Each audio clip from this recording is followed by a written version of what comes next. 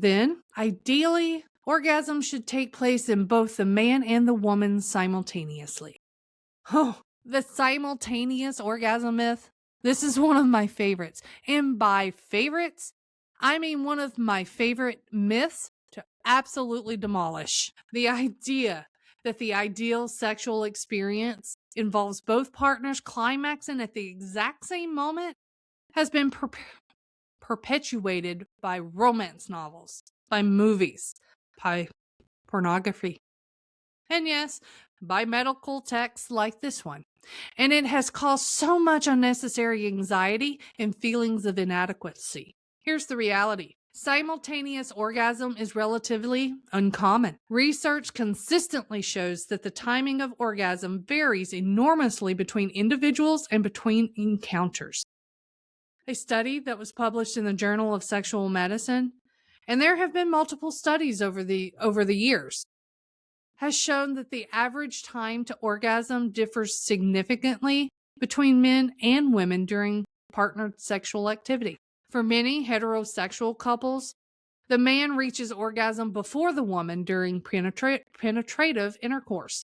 This is not a failure. This is physiology, and more importantly, sexual satisfaction, as reported by the individuals themselves. That doesn't correlate strongly with simultaneous orgasm.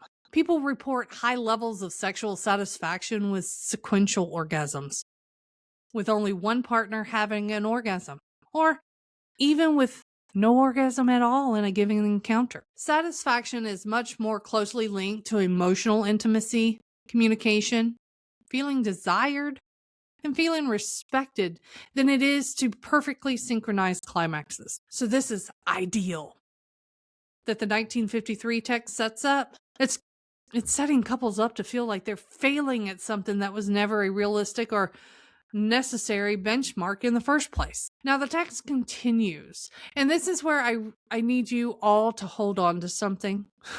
Clutch those pearls if you may. Those women who fail to react with the expected response are termed frigid. Frigid, guys. I want to talk about this word because it did enormous damage, and it echoes of it still with us today. Frigid was a clinical term used by doctors, psychiatrists, psychologists to describe who did not have orgasms, did not enjoy sex, or did not display what the male medical establishment considered an appropriate level of sexual responsiveness. It was a diagnosis. It was something wrong with you. And it was loaded with moral judgment. Frigid doesn't mean having difficulty with orgasm. It means cold, unfeeling, withholding. It implies that the woman is choosing to be unresponsive, or that something is fundamentally broken in her emotional and psychological makeup.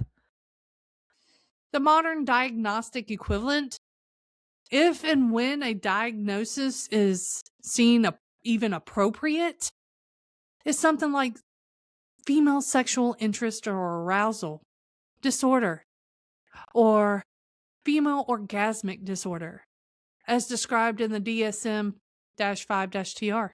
And the diagnostic criteria for these conditions are worlds apart from the concept of frigidity.